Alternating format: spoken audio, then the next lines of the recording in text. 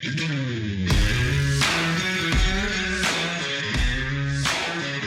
well-regulated militia being necessary to the security of a free state, the right of the people to keep and bear arms shall not be infringed.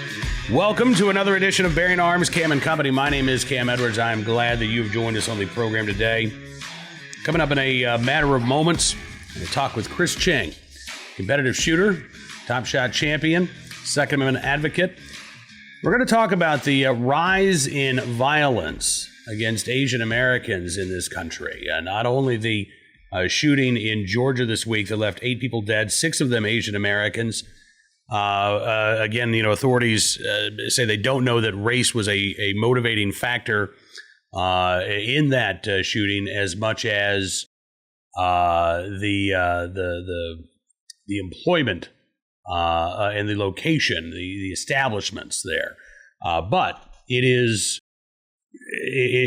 absolutely certain that attacks against members of the Asian American community are on the increase. We've talked about this at Bearing Arms for several weeks now. There was a story out of Oakland, California. You might remember this just a couple of weeks ago, where a woman in Oakland's Chinatown was being assaulted and robbed, and a business owner came out with his legally owned firearm, fired several shots. The guy got away. He wasn't arrested because he got away, but the business owner was arrested and charged. And the Oakland police chief said, look, we need good witnesses, not armed citizens. No, we need people to be able to defend themselves and to be able to fight back. In San Francisco yesterday, there was another brutal assault on a 76-year-old woman. There she is. This was moments after this occurred. She was standing there. All of a sudden, a stranger walks up, punches her in the face, and begins to attack her. Now, this woman, 76 years old, Zhao Jinzi, fought back. She grabbed a piece of wood that was laid on the ground and she started wailing on the guy. And good. I'm glad she did. Would Oakland's police chief tell her, hey, listen, we just need you to be a good witness. Try to get as good a description as you can out of the one eye you can still see out of. But for God's sakes, lady, don't fight back. Is that really the response? Because I got to tell you, it's not the response that I would give. When we have individuals in this country who are being victimized, who are being singled out, then those people have the right to keep and bear arms because we, the people, have the right to keep and bear arms in self-defense. Sadly, in the Bay Area, it's kind of a non-entity thanks to California's gun control laws. Talk about that and a lot more with Chris Cheng in this conversation. Take a look and a listen. Chris, thank you so much, sir, for coming on the program. It's good to talk to you today. Yeah, thanks for having me on, Cam. It has been too long. I'm glad that you're doing well. And I got to say, I'm also really glad that you're speaking out about these attacks that we've seen in the Asian American community. I ran across a quote from you probably 2 weeks ago now, after this attempted robbery in Oakland, California, where you had a legal gun owner come out of his business, fire several shots towards that robber, stopping the attack. The robber runs off. The store owner gets arrested. And the police chief in Oakland at the time said, look, we want good witnesses, not armed citizens. And I got to say, I was stunned by the reaction of the Oakland police chief, because we've seen a growing number of these attacks, not only in the Bay Area, but really across the country.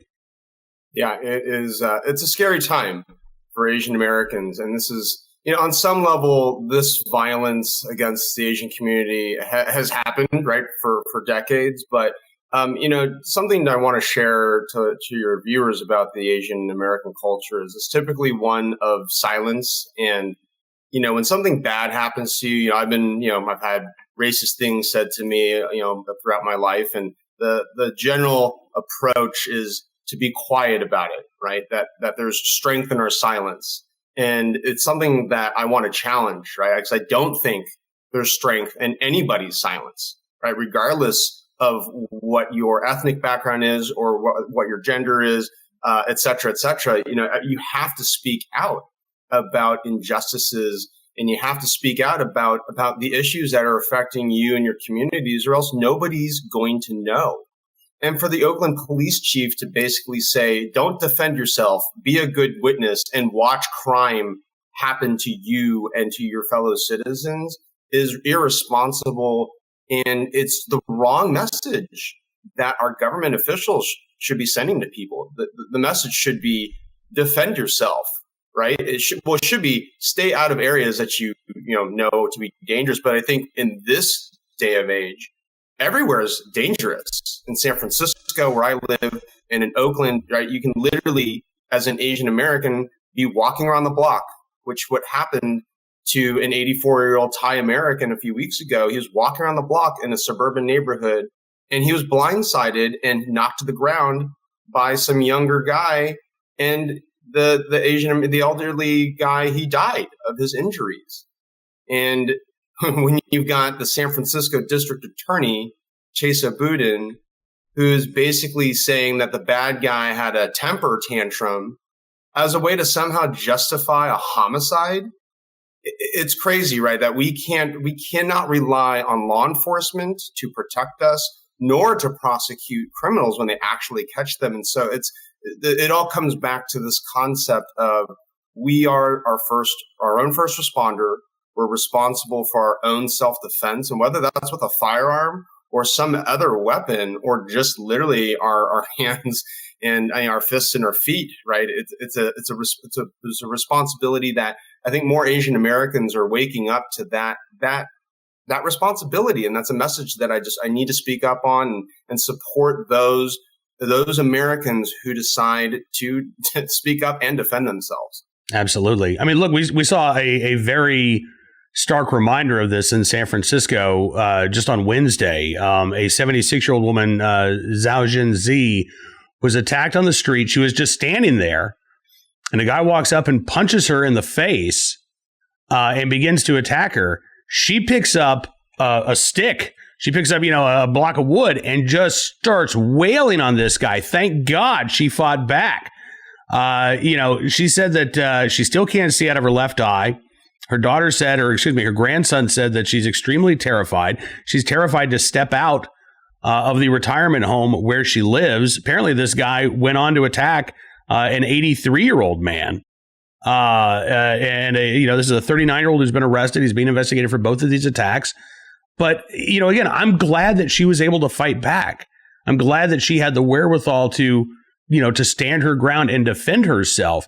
And I can't imagine anybody saying that was the wrong thing for her to do. Absolutely. Yeah, I'm like, just my jaw dropped reading that story, right, about how this old Asian woman who's being attacked by someone, almost like half her age. Yeah. She was able to defend herself, and she kicks some butt. And that's a really uncomfortable place, I think, right, for any citizen to think about how if I'm attacked, that I'm going to have to fight back. And the right to take that a step further, it may come to my life or this bad guy's life.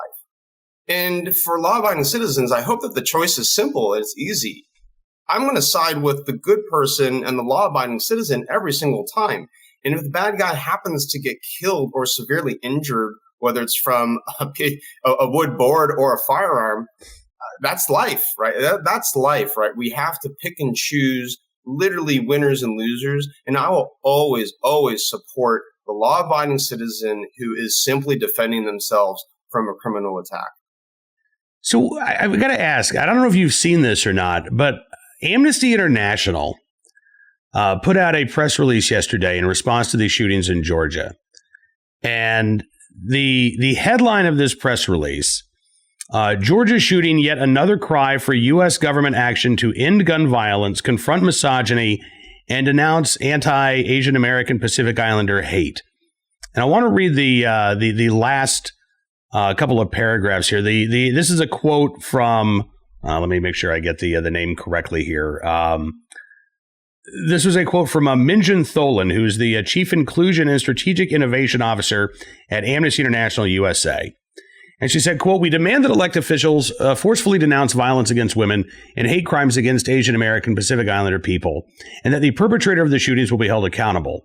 This incident also is a stark reminder of the need for the U.S. government and Congress in particular to take meaningful steps to curb the human rights crisis that is gun violence in this country, and to ensure that those who shouldn't possess weapons can't access them. We can no longer accept the silence and inaction of lawmakers. Guns should not be prioritized over the lives of people. Violence against women and hate against the Asian American Pacific Islander community must stop immediately. We stand with that community and with all those working to stop gender-based violence and call upon our leaders to join us in the fight to pass meaningful legislation to end the cycle of gun violence." Now, Chris, to me, self-defense is a human right.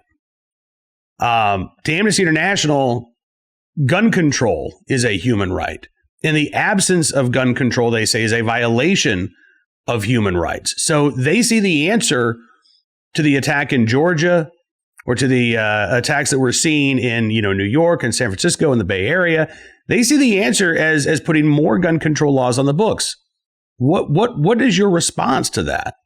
Yeah, the answer is absolutely not, right? The answer to these shootings is not more gun control, right? We already have plenty of gun control laws on the books, and they're only so effective, right? Any law is only going to be so effective at preventing any kind of violence or negative behavior. And the problem with a lot of these gun control bills, especially H.R. 8 and H.R. 1446 that are currently going through Congress, is that it's targeting law-abiding citizens. And I really want to send a message to politicians that, okay, look, if you want to confiscate guns, go and confiscate the guns of the criminals who own the guns, right? Go kick down their doors. Go ban them from owning firearms. Don't come target me and target you and other law-abiding Americans on these restrictions that are going to make it more expensive and more onerous for Americans to exercise their Second Amendment right. And the fact that we have these barriers to the Second Amendment, right, in the form of, and let's just talk about taxes and fees, right? Like, what other right do we have in our Constitution where you have to pay money to exercise your right? That in itself is an injustice and something that we need to put our foot down and say that the answer to stopping violence is not more gun control, right? We really need to focus on the mental health aspect, on the criminal justice system, enhanced penalties for crimes that are committed using a firearm.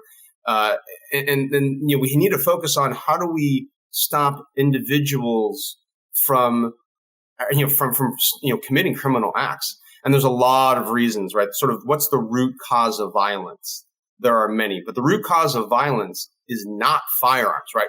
A firearm just simply sitting on the table is harmless, right? It's not the fact that guns exist is what's causing crime, right? There are more deeper seated psychological, socioeconomic, family, reasons why crime exists. And that's really where we need to dig into. Absolutely. I mean, look, again, going back to that case in San Francisco yesterday, it's in your heart and what's in your head, not what's in your hand.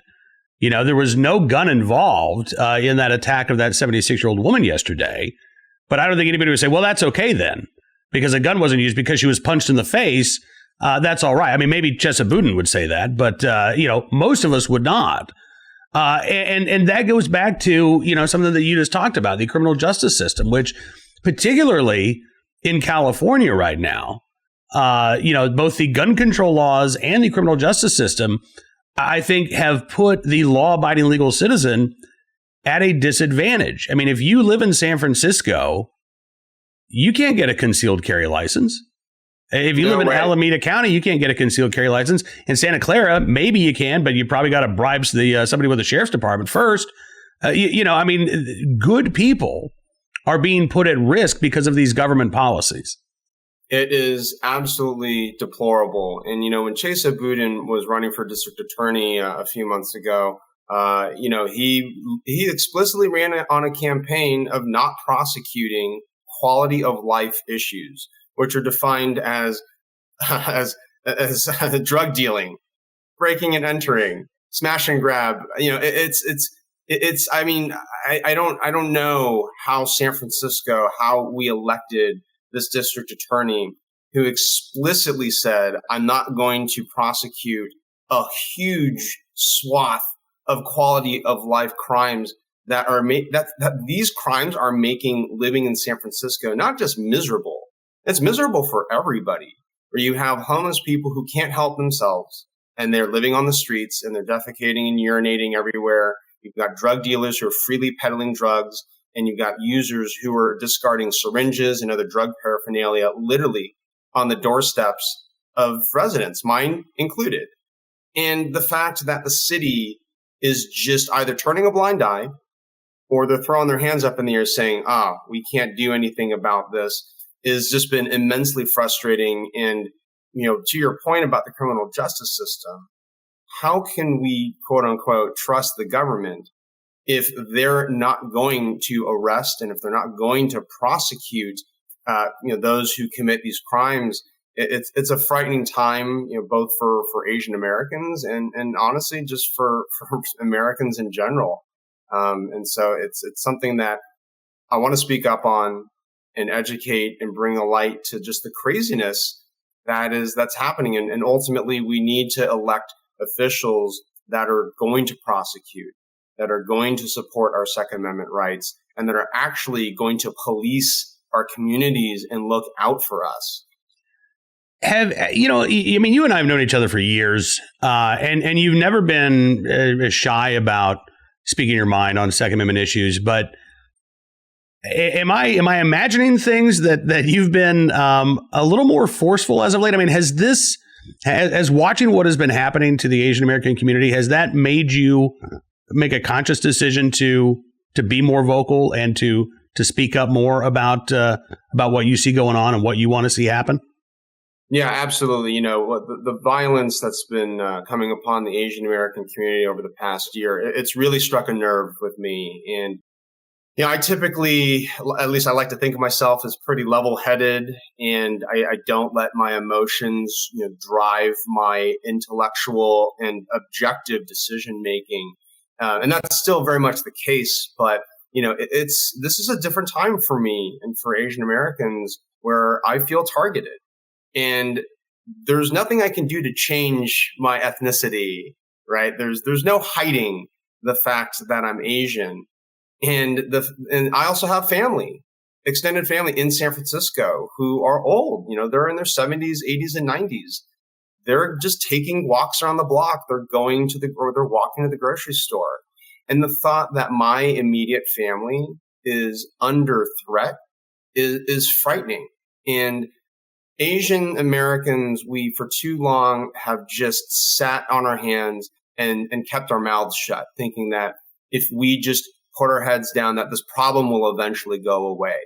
Okay, well, maybe that's true, but as we wait, the more we wait and the more we stay silent, the more Asian Americans are going to get injured and are going to get killed. And I don't want that to happen just as much as no one else wants that to happen to Asian Americans or Americans of any race. But for me, I'm fired up, Cam. And it's been emotionally it's been challenging to watch day in and day out Asian Americans being targeted and attacked and killed simply for being Asian. And let's be frank, right? A lot of these racist attacks are being tied to COVID. Right, and that somehow, Asian Americans had anything to do with COVID. I had nothing to do with COVID. So don't come attacking me and don't come attack my family. Don't come attack Asian Americans who had nothing to do with the COVID virus. We're not responsible and we're not a target. So everybody needs to back off. And for those who don't back off, I'm encouraging Asian Americans to consider their Second Amendment rights and go purchase a firearm for self-defense, because now more than ever is the time when we need to defend ourselves. And clearly the government has shown their either ineptitude or inability to protect and defend us. Absolutely. And, and to that end, I saw a story earlier today from Forbes talking about the growing number of Asian American gun owners. Gun ownership in every demographic was up in 2020. But do you think that these attacks are spurring on more members of the Asian American community to think about getting a gun, to think about that right of armed self-defense? Absolutely. And one rallying cry and inspiration point for the Asian American community was the 1992 Rodney King riots, where you had rooftop Koreans, which is a meme all within itself. And basically, during the riots, you had Koreatown under attack. And the LAPD said that they can't help Koreatown, right? The LAPD was overwhelmed and under-resourced. And so Korean Americans took it upon themselves to use their Second Amendment rights and their personal firearms to stand on the rooftops of their businesses, to patrol the streets of Koreatown in Los Angeles and protect their lives and property and way of life. And that is a story that many Americans and many Asian Americans don't know about.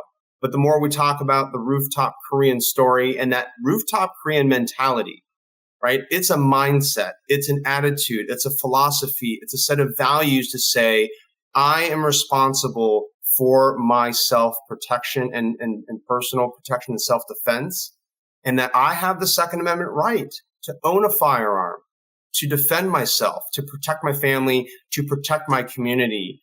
And that rooftop Korean mentality is making a comeback and it's surging throughout the Asian American community. And it is definitely spurring, at minimum, conversations for whether, right, an Asian decides to purchase a firearm.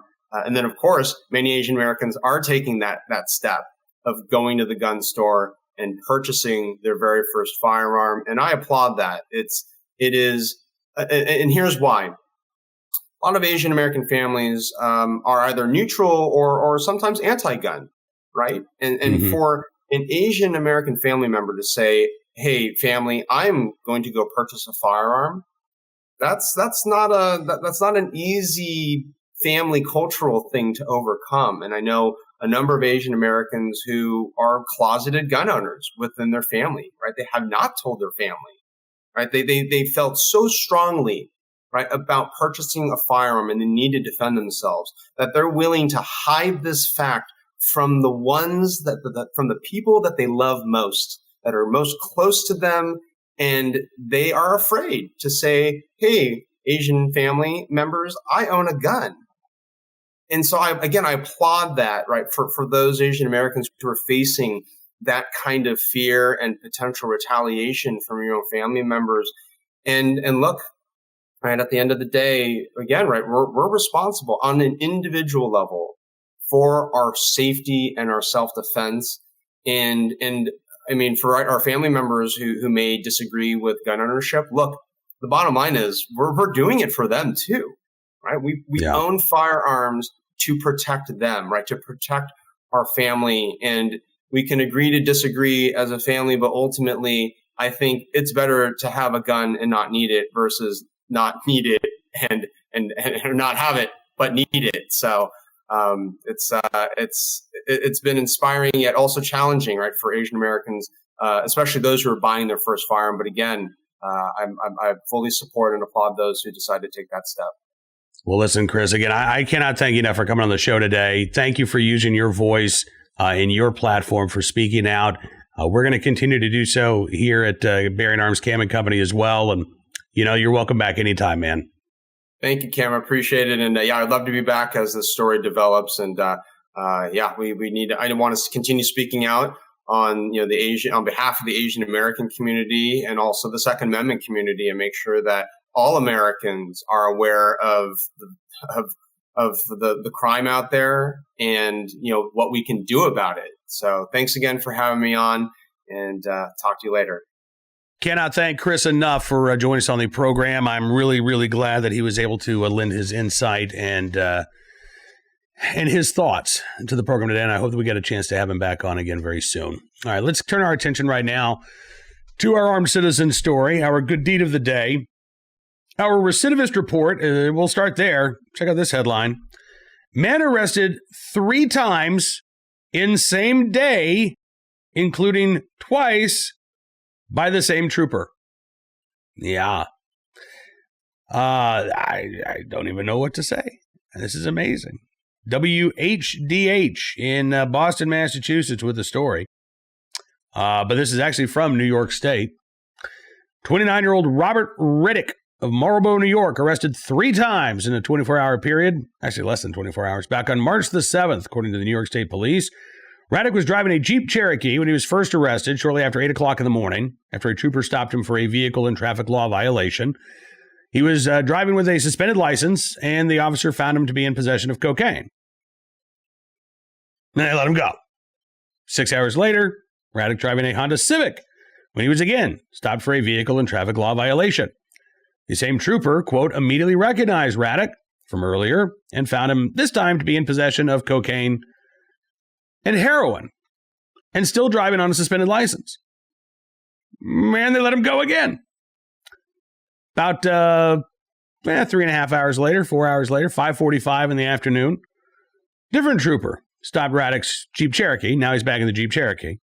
After observing multiple vehicle and traffic law violations, while speaking to Raddick, the trooper is said to have determined that he was impaired by drugs. No, really? I find that very easy to believe, actually. All 3 arrests took place in the city of Newburgh, New York. Raddick due to appear in court in late April. New York's, again, their criminal justice reform efforts have allowed this to happen. No bond necessary for the vast majority of violent crimes. So if you're driving on a suspended license, you've got heroin in your pocket, you're going to get cited. You're going to get sent on your merry way. You're going to be told to show up in court the next month. Now there is, I think, a growing desire in New York State to reform the reforms. But Robert Raddick should be the poster child for reforming the criminal justice reforms, because I cannot imagine that even the most progressive of New Yorkers really believes that we're going to have a safer society if you can be pulled over and charged multiple times in one day for driving behind the in a car you're not supposed to be driving, with drugs you're not supposed to be possessing, while you're intoxicated with the drugs that you're not supposed to be using. But that is the status quo in New York State at the moment. Today's armed citizen story from, where is this from? This is from WLKM radio. A Washtenaw County man arrested after he broke into a residence in Girard Township. State police contacted around 1 a.m. Monday morning regarding a home invasion in Girard Township. The victim telling investigators that he woke up to a sound outside of his home, and then he noticed that there was a guy rummaging around his truck. So the homeowner grabbed his legally owned firearm, went outside, confronted the 25-year-old man. Suspect became aggressive, claimed that he actually lived in the house. Homeowner disagreed. The suspect managed to actually enter the home, but the homeowner was able to get the suspect out of his house without having to pull the trigger. Thankfully, I'm sure the presence of that firearm had something to do with it. The suspect, by the way, admitted that he had used methamphetamine before he started rummaging around that truck and then tried to enter that individual's home. Again, like the vast majority of defensive gun uses in this country, the trigger was not pulled. But the presence of that firearm was enough to prevent that crime from escalating any further. So there you go, an armed citizen story from Washtenaw County, Michigan. And finally today, our good deed of the day, this from St. Charles, Missouri, where a police officer being praised for his heroic actions in rescuing 2 people from a house fire in St. Charles County on Monday afternoon. There's a look at the home ablaze. I mean, you can see that is just fully engulfed in flames. Central County Fire and Rescue says St. Charles police officer Ronald was first on the scene of a burning home, 2 residents trapped inside. The fire at that point was mainly in the garage, but was beginning to enter the home. So before firefighters even got on scene, the officer forced his way inside the house. He found an elderly man in the kitchen. Officer Ronald then ushered the man outside to another officer and then went back in the home for the other resident. He found a disabled woman in bed. He lifted her up, carried her out of the home to safety. And again, both of those individuals unharmed. And they very well could have lost their lives in that fire. So in the right place at the right time, willing and able to do the right thing. Officer Ronald, I wish I knew your full name, but Officer Ronald there with the St. Charles County Police Department, we certainly thank you for your very good deed. Now, that is all the time we've got for you on this edition of Bearing Arms Cam and Company. This is also going to be the last program of the week. You know, I take Fridays off from the show, but not from the website. No.